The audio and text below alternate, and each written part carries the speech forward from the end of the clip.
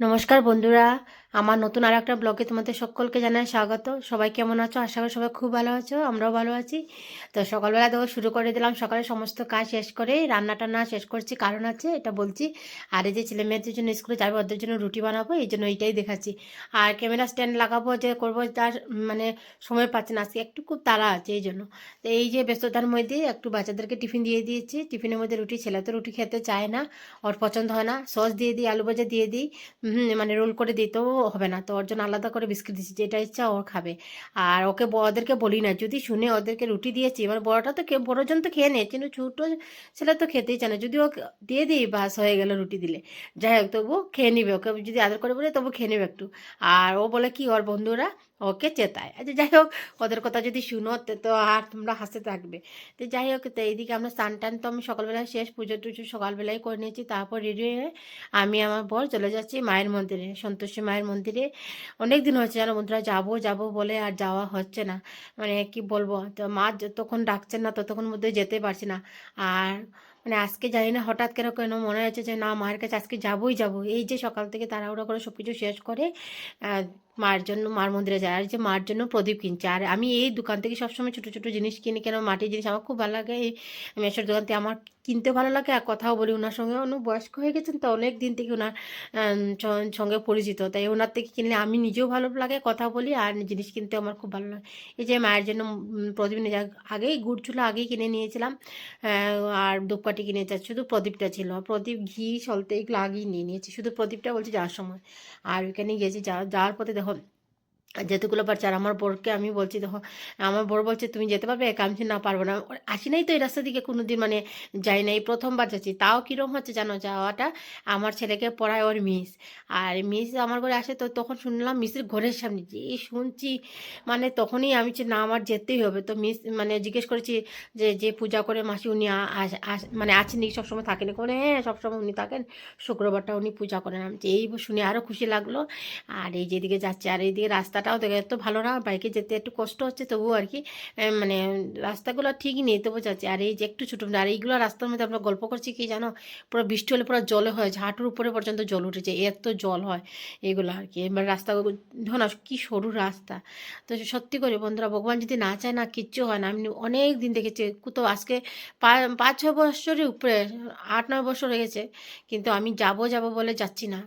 আর জানি না কেন, হয়তো মাও বোধহয় চায়নি আমি এতদিন যাবো, তাই মা আজকে চেয়েছেন, এই জন্য মায়ের মন্দিরে যা। সত্যি করে বলি, এত শান্তি লাগছে না, রাস্তাতে যাওয়ার পথে যে মন থেকে একটা আলাদা একটা খুশি আনন্দ ফুটে উঠেছে, যে না আমি মায়ের মন্দিরে যাচ্ছি। যাওয়ার পথে আমরা দুজনে একটু কথা বলছি, আবার বলছি তাড়াতাড়ি যেয়ে পুজো দিয়ে তাড়াতাড়ি চলে আসতে হবে, বসলেও হবে না কেন, আমার ছেলের মানে মিস বলছে গিয়ে বসতে হবে ওদের কথা। আমি বলছি না না, আবার গিয়ে রান্না করতে হবে, বড়োর অফিস আছে, তো বড় এই বেলা অফিসে যাই নাই, তো বলছে দুপুরবেলায় বিকালবেলা যাবে।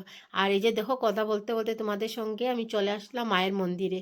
মা সত্যি, মা কিন্তু মানে বিশ্বাস করবে না বন্ধুরা, তোমরা যদি সামনে থেকে দেখতে না, মাকে দেখলে তোমরা বলতে না মা সত্যি চাই। সব মন্দিরেই মা ঠাকুর জাগ্রত, এটা আমি বলছি না, তো এখানে দেখলে তোমাদের মনে হয়। যাওয়ার পরে আমি এখান থেকে সিঁদুর লাগিয়ে নিলাম, মা সে দিল, সিঁদুর লাগিয়ে মার সঙ্গে জোগাড় টোগাড় দিয়ে মার সঙ্গে প্রণাম করলাম। আর এদিকে মাসির সঙ্গে অনেক সময় কথা বলেছি, মাসি কীরম উনি মাকে পেয়েছেন, কীরম স্থাপিত হয়েছে, সব এগুলো গল্প করছে। আর এই যে এটা সামনের দরজা যখন বড় করে বাৎসরিক পূজা, তখন এই দরজাটা মাসি করে দেয়, না হলে সবসময় ওনার ঘরের ভিতরে দরজা। এই যে খুব ভালো লাগছে, মাসির সঙ্গে অনেক সময় গল্প করছি, আর খুব আদর করেছে মাসি, ব্যবহারটা এত ভালো। তো প্রথমেই ওনাকে জিজ্ঞেস করে মাসি ফটো তোলা যাবে, বলছে হ্যাঁ হ্যাঁ, অনেকে নিয়ে যায়। আর সত্যি কথা, মাকে যদি না তুলি ঘরের মধ্যে, হঠাৎ করে সব সময় তার মন্দিরে যাওয়া হয় না, কোনো সময় ঘরে তো ঠাকুর আছে ঠিক আছে, তো কোনো সময় মনে হয় না মার ফটোটা ছবিটা একটু মোবাইলটা খুলে দেখি, বা মা এরকম। তো মাসিও বলেছে অনেকেই নিয়ে যাও, কেউ ঘরে ফটো বেঁধে রেখেছে এরকম আর কি। তো যাই হোক, আমি তো যতটুকু পারছি তোমাদের সঙ্গে শেয়ার করছি বন্ধুরা। কে কে তোমরা সন্তোষী মায়ের ব্রত করো, বা মানে মাকে মানো, অবশ্যই কমেন্ট করে বলবে। আর এই যে প্রদীপ জ্বালাচ্ছে মার মন্দিরে দেওয়ার জন্য। আর মাসি প্রদীপগুলো নিয়েছে তো ধুয়ে দিই না, তো মাসি ভিতর থেকে ধুয়ে দিয়েছেন না, উনি থালা দিয়েছেন, থালার মধ্যে আমরা প্রদীপ জ্বালিয়ে দিব বলেছে। ঠিক আছে, মাসি খুব সুন্দর কথা বলে, খুব ভালো লাগছে বন্ধুরা। যদি আমার ভিডিওটা ভালো লাগে তো অবশ্যই বন্ধুরা একটু লাইক কমেন্ট করে দিও। যারা যারা আমাকে সাবস্ক্রাইব করেছে তাদেরকে অসংখ্য অসংখ্য ধন্যবাদ বন্ধুরা। আমি আবার ফিরে এসেছি, চেষ্টা করছি আবার পাশে থাকার, তোমাদের পাশে সবাইকে চাই আর সবাই আমার পাশে থাকবে, একটু ভালোবাসা দিবে বন্ধুরা, এটাই আমার সবচেয়ে বড় তোমাদের সঙ্গে পাওনা।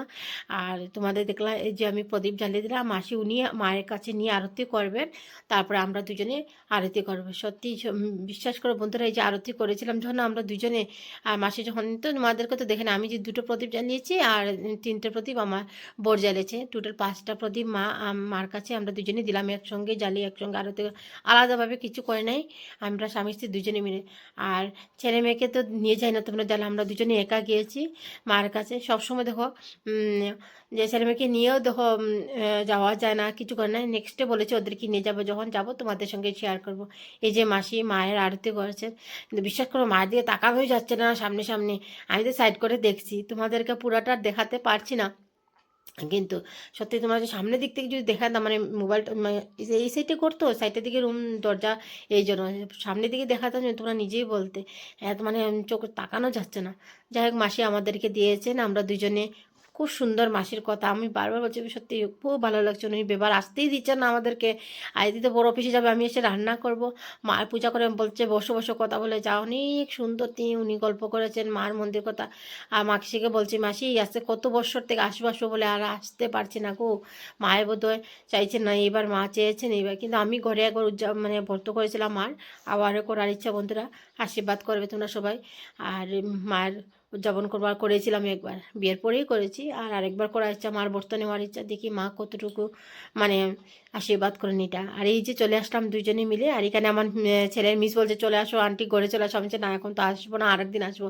আর আসার পরে তাড়াতাড়ি করে কি করবো, রান্না করে, এমনি সকাল থেকে ডাল আলু বলছে, তো এটা আমার কমন সবসময় থাকে, তো বড় বলছে গরম গরম শিম রান্না করো, তো আজকে একটু লঙ্কা গুঁড়ো দিয়ে দিয়েছি, কিন্তু এই রান্নাতে জানো লঙ্কা গুঁড়ো না দিলেও, শুধু তুমি শুধু শুধু রান্নলেও মানে তুমি কোনো পুরনো দিতে হয় না, শুধু এমনি তেলের মধ্যে অল্প দিয়ে আর এত কাঁচা লঙ্কা দিয়ে তুমি ছেড়ে দাও, আর তার মধ্যে এই সিজনে তোমার ধনিয়া পাতা দিলে বাস, আর কিছু ধনিয়া পাতা থাকলে আর কিছু লাগেই না। আমার এই তরকারিটা আমার বর খুব পছন্দ হয়েছে, তো আসার পরে পরে আমরা দুজনে মিলে একটু চা রুটি খেয়ে নিয়েছি, আর গল্প করছিলাম বসে। সত্যি মা না চাইলে কিছু না, সত্যি বলে বোঝাতে পারবো না তোমাদেরকে, আমাদের এত খুশি লাগছে, এত আনন্দ হচ্ছে, এখনও বলছি কবে যাব আবার, অনেকদিন হয়ে যাচ্ছে, অনেক এরকম বলছে আবার যাব, সত্যি মা আবার চাইবেন কবে ডাকবেন আমি জানি না, গেলে কিন্তু শুক্লপক্ষ দিকেই যাবো এটা ভাবছি। তো শুক্লপক্ষ লাগলে তখন মার কাছে একবার গিয়ে দেখে আসো, মাকে নমস্কার দিয়ে আসো, মা মা টানছেন বুধো এই জন্য মার কথা, সত্যি মাকে ডাকলে দেখলে মনে হয় সত্যি মাই এরকম। তো এই যে গরম গরম রান্না করে নিয়েছি, আর বিশ্বাস করবো এত মানে খেতে দারুণ হয়েছে। এদিকে আলু সিদ্ধ করেছি, দেখি আলু দিয়ে একটা কিছু তরকারি করব, কি করবো এখন ভাবছি না, তাড়াতাড়ি করে আলু সিদ্ধ দিয়েছি, যেটা তাড়াতাড়ি করে একটা কিছু রান্না করবে। আর এই যে গরম গরম শিম, আর তার মধ্যে ধনেপাতা দিয়ে দিয়েছি, দেখবে খেলে একদম, যারা যদি খাও না তারা একবার বানিয়ে দেখবে, আর যারা খেয়েছো খেয়েছো, কিন্তু আমি লঙ্কা গুঁড়া না দিলে হতো, লঙ্কা গুঁড়া দিয়েছি একটু, কিন্তু আমার এক লঙ্কা গুঁড়া ছাড়া আমার মা বানায়, মার হাতে রান্নাটা এত দারুণ, মানে কি বলবো, খেলে তোমরা মানে খেয়েছো এরকম, আমার মার হাতে রান্না খুবই ভালো লাগে।